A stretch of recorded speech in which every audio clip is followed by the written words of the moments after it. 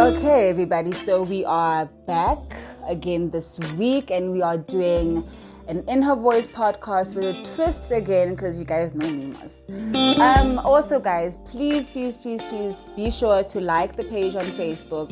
Get yourself onto the WhatsApp 0664588817. Also, guys, please make sure to go on our Instagram because that's where all of the pictures are, and I will leave the YouTube link on the end of this episode. So please, guys. So what we're gonna do today, we're gonna start by speaking about consent. I think you guys have seen on social media that today's topic is basically about consent, and it's about preserving African heritage. So I have a lady with me today. She is the co-founder of Eyethu Pop Up Library. Her name is Ntesang Makutu. And yeah, she's here to give us power. She's here to show us that reading isn't just a thing you can do sitting down at the library or anything like that. She's changing the culture of reading. So enjoy FKJ, Die With a Smile. And we'll get right into the interview real quick.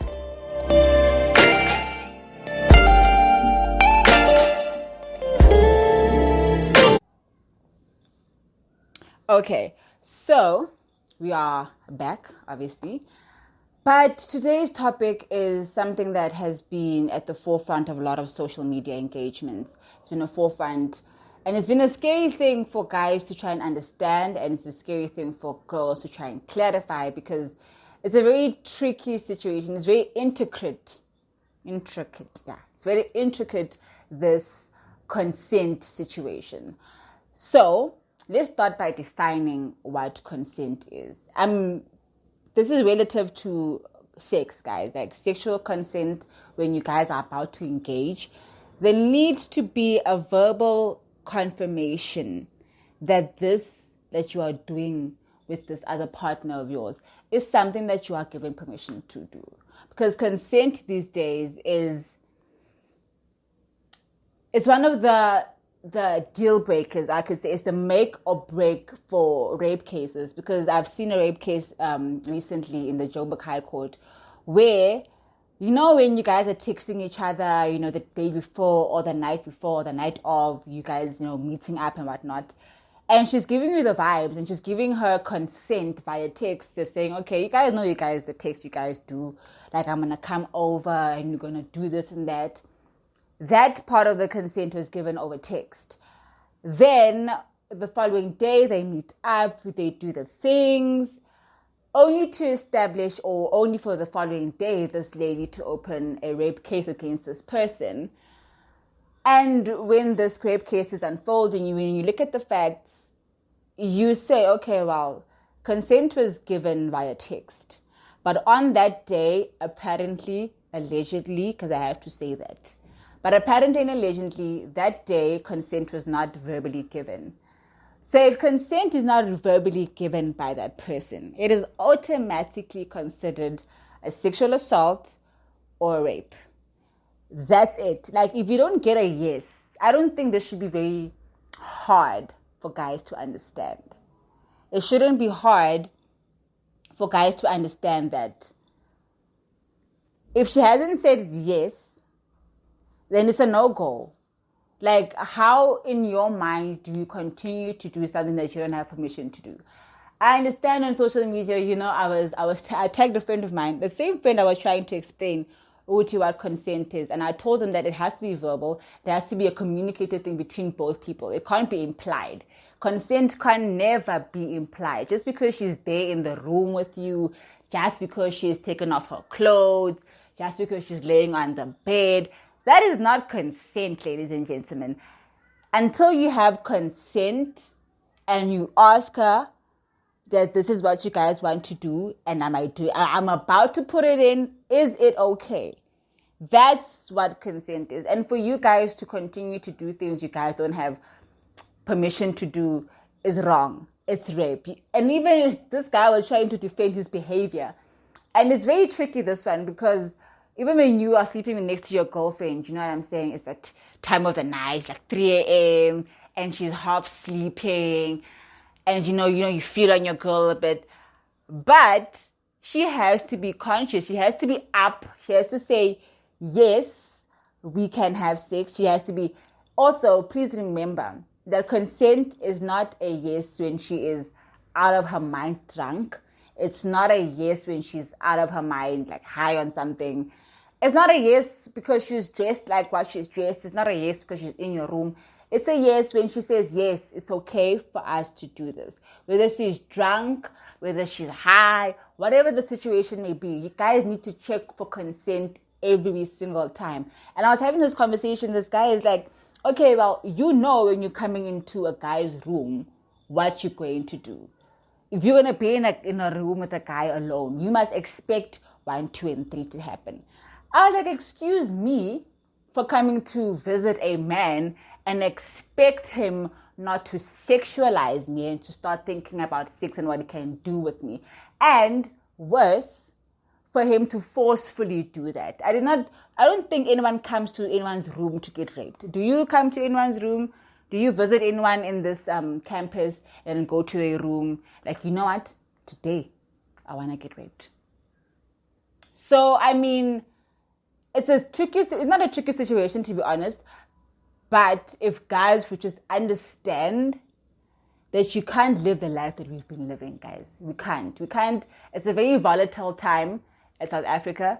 You cannot live the life you've been living. Just because she's in your bed and you guys had sex once, it doesn't permit you to again want sex again. Every single time you guys are about to go for a round, you guys must ask. Because the first round may have been consensual. The second and the third, maybe not.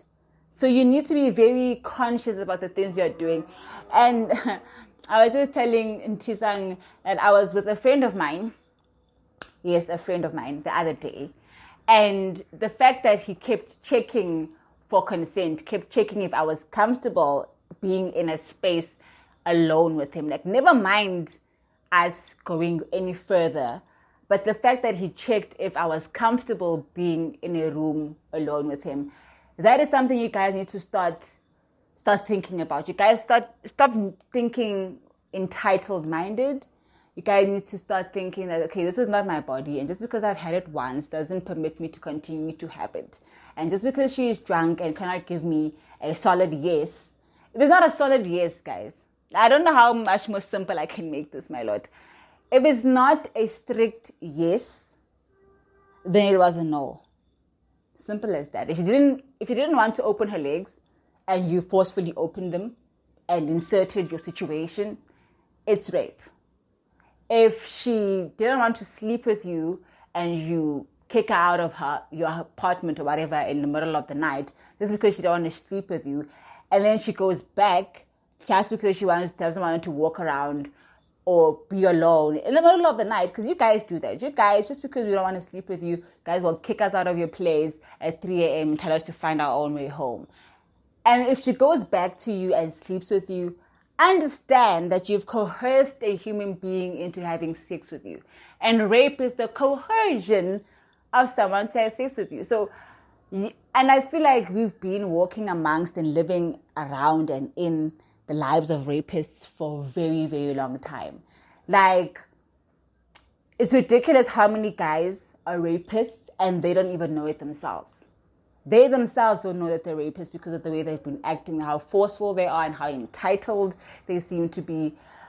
So I think, number one, ladies need to start saying, I am going to stand up for either sexual harassment or being sexually assaulted or even being sexually inappropriately spoken to. Like, I don't want no one saying, ooh, look at your fat ass, imagine things I could do with it. I don't like that. So sexual harassment, we need to start taking a serious stand against the smaller things that make this rape culture a huge issue. Like perhaps sexual harassment. You know what sexual harassment is? Someone comes to you and they smack you on the ass. They have not raped you. They've not done anything, but they've smacked you on the ass, and which is inappropriate, and you can file charges for sexual harassment. We do have the power to stand up and say, you know what, this person sexually harassed me, it's against the law, and I can make a case. And I feel like we take these things a bit too lightly. When someone smacks you on the ass, it's not cute. It's fucking disrespectful. Don't smack me on my ass. Why? Out of all the places you could smack me on, you can smack me on my face, on my cheek, on my stomach. You choose to spank me on my ass, and that's inappropriate. So hopefully you guys have gotten into, if you guys have understood, because I'm actually just making this podcast for guys. Of course it's for girls, but as girls, we understand what consent is. We know if we don't want something to happen, we will let you know. The problem is that the guys seem to think it's a joke or seem to think you're not very serious about it. So guys knowing what consent is and us also knowing what consent is and also identifying when we've been violated is also very important, because there are women who are living their lives not identifying the fact that they've been violated by either their partner, family member, whatever. Anything that is sexually inappropriate for you, you are being violated and you need to take a stand for it. And yeah, that's what I think about consent. And I think I've explained it as much as I can. You don't understand, I don't know. I don't know, you're going to go to jail. You don't understand. Okay. So, I want to play a poem by Poetant. He's an amazing poet, 100%. He's going to be at the ASS on the 12th of October, which I will be there hosting because it levels like game. So he wrote a beautiful poem a long time ago and he sent it to me. It's entitled, You Deserve. But after these, we will be back with the co-founder, the third-year education student, the girl of the moment, the Ntesang. We will be back with her as soon as we play you this.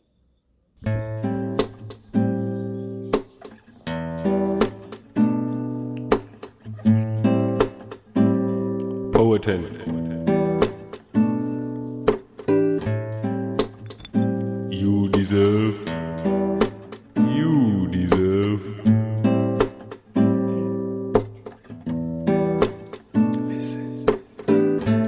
You deserve lights, smiles, cameras, action. You deserve laughter, joy, happiness, utmost satisfaction. You deserve to feel love and affection. You deserve to be loved, no caption. You deserve special attention, no violence. Okay. That was You Deserve by Poetant. Please do make it a point to come to ASS, guys. Like, you'll be 100% awakened. So, besides that, let us get into talking with Ntesang. Hi, Ntesang. Hey. I'm so glad that you've made it here. Thank you so much for the invite, Mantle. Like, how could I ever not invite you to the podcast? But first, can you please clap hands for her? Thank you.